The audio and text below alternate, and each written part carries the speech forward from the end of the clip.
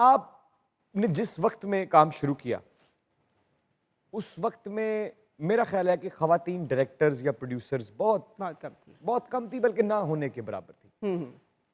तो ऐसा माशरा जहां मर्दों की डोमिनेंस हो,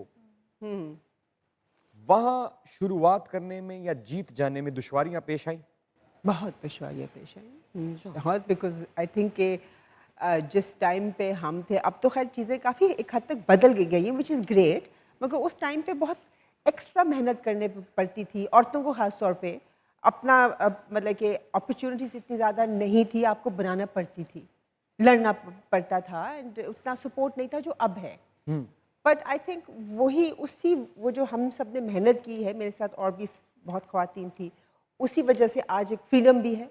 हाँ जी, माशाल्लाह से, and I think our industry has grown a lot since then. Obviously मुश्किलात अब भी हैं, मगर कोई ऐसी मुश्किल जो उस वक्त की आप आज तक ना भूल सकी हो, जिसने एक दफा तोड़ दिया हो कि नहीं मैं छोड़ देती हूँ, ये नहीं? एक दफ़ा नहीं, बहुत दफ़ा हुआ है। कोई एक वाकया, कोई एक ऑब्स्टिकल जो पैसे जो है ना, चैनल औरतों को आखिर में देते हैं।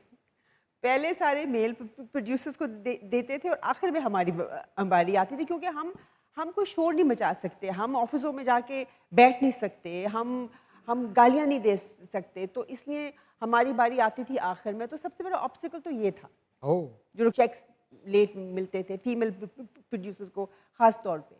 कैसे आई आप इस फील्ड में? आपके वालिद साहब डॉक्टर, जी जी, और उनकी ख्वाहिश कि हमारी बेटी भी लोगों को टीके लगाए। डॉक्टर बनेगी, बिल्कुल। लेकिन आप इस इंडस्ट्री में आके छा गई, ये सिलसिला कैसे शुरू हुआ? वो तो बाय डिफ़ॉल्ट था। मैं तो एक एक्टिंग की थी, वो ही अपने अब्बू को यही कहा कि अब अब्बू एक दफ़ा, आखिरी दफ़ा, इसके बाद नहीं होगा।